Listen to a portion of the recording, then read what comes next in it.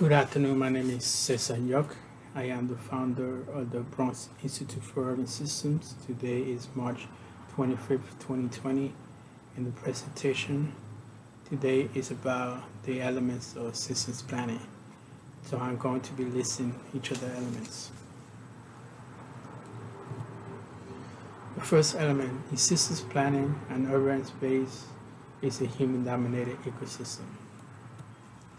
Element 2. Systems planning follows the laws of thermodynamics, especially the second law of entropy. Archetype. How long does a building take to fall apart without the additional energy? Or is there any potential of space? In the graph shows the thermodynamics of a building. Element 3. Systems planning is driven by natural resource availability. Element 4. Urban areas are both a closed and open system based on how space is defined, or the spatial arrangement. Element 5. Urban areas are complex systems that require models to scratch the surface of its reality. Element 6. Urban areas can be adaptable and resilient. Element 7. Urban areas are driven by political norms and policy. Element 8. In systems planning, there is an understanding that cities can never be perfect, that they are malleable to change. Element 9. In systems planning, there are other potential realities. This one is one of the ones that I noticed by research that has the most potential. Now, every city that was ever constructed followed the grid pattern. They followed different forms of it was designed. So you don't have to design the city the way it is today. It could be done in a different way by using the other elements to do so. Element 10. Systems planning maximizes its energy potential, mostly solar, through the placement of structures in ideal location-based or location potential research or ecosystems research.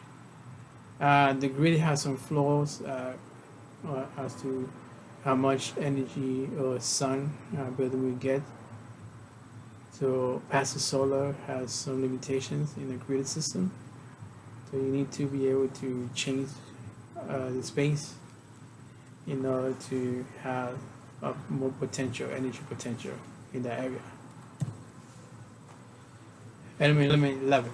Systems planning engineers the reality of oscillation and change.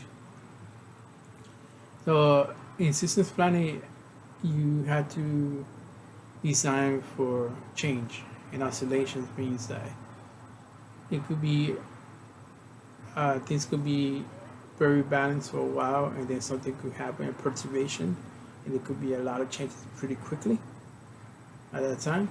So you have to be able to engineer for that change.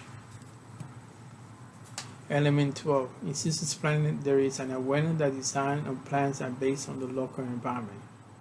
It depends on defined space. All these elements are not laws, meaning these elements are not laws. They use guidelines as to what should be done or what could be done in an urban area. So you have to design by the local environment, what's available there. It could be anything that has to do with people interacting with the environment, how the space is designed for people. In this case, there's this girl, she's singing, so that space is not designed for her. You know, she has limited amount of resources, but she finds a way to use it as much as possible based on what she has. Element 13. Systems planning requires the interaction of the natural world with the human world, as the systems has environmental implications. This one is narrower, and also could be broader. The study that was done in the ecological footprint, it shows that a lot of cities extract a lot of resources from outside of the city. Systems planning balances ecosystems of species. In our urban area, especially in New York City, we have parks, we have playgrounds, we have community gardens. New York City is in it's an estuary, so it's near the ocean. What we do with those areas, what we do with water, plays a role in what happens to those species that live there. Element 15. Systems planning advocates for a balance of bottom-up, grassroots, a top-down approach to planning and implementation. Meaning, in some cases, it's useful to have a top-down approach to be able to manage or provide resources for a complex system. In other cases, it's important to have a grassroots to tell those at the top to provide the proper resources and to be able to deal with any changes. So both of them have to work together, but it has to be a balance between them.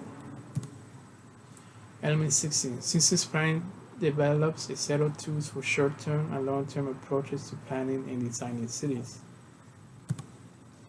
Element 17. Systems planning has energy-focused zoning and focuses on multi-modal transportation options.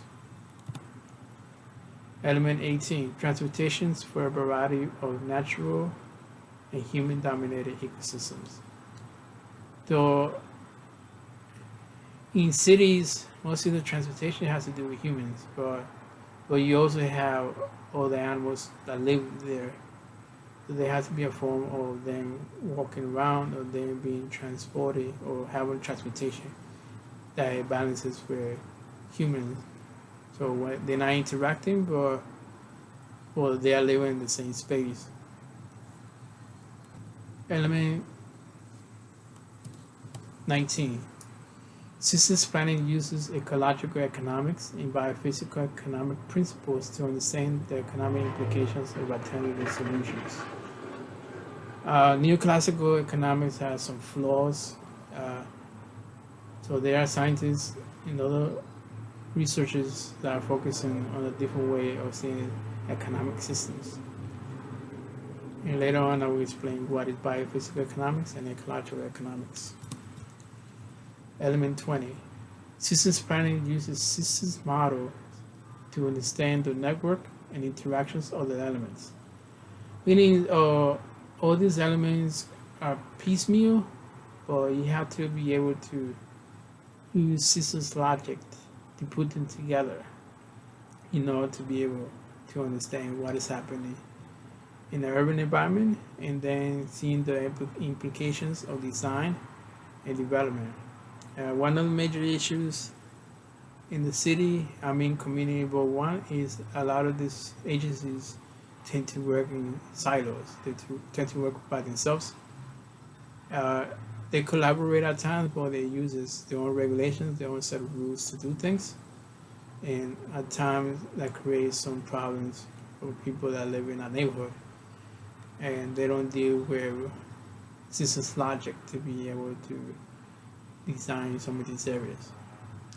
For example, the Department of Transportation might work only on greenways, well then other people would be like, yes, but greenways plays a role of what happens to the businesses, what happens to the bus stops, what happens to housing, and what happens to energy, energetics, what happens to nature and the materials that are used for the spaces. You can construct a greenway, but you need materials. You need natural resources in order to make bicycles, in order to make e-bikes. Like most people are using e-bikes today. Actually, it has been a trend of e-bikes in New York City. But those things have implications on what happens to the natural environment. For example, e-bikes, the cobalt comes from another country. It comes from mainly the Congo. That's where the cobalt comes from, and it's transported here and to construct either e-bikes or in some times with electric vehicles.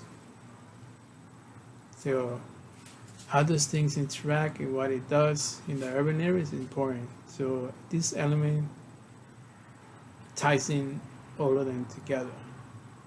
But it uses abstract or from a synthesis point of view to be able to understand the urban environment and to be able to design it.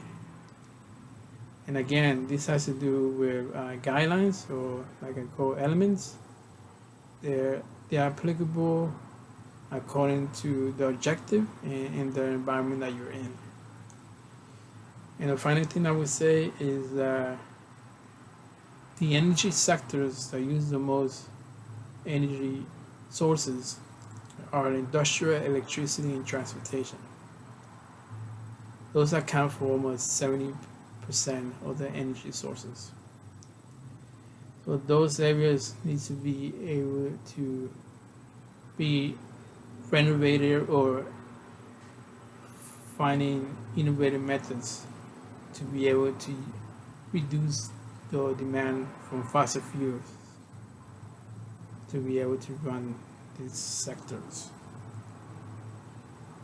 Later on, I will explain those things in other videos about maximum power, about ecological economics, about energy return on investment, to explain those things. Thank you and have a good day.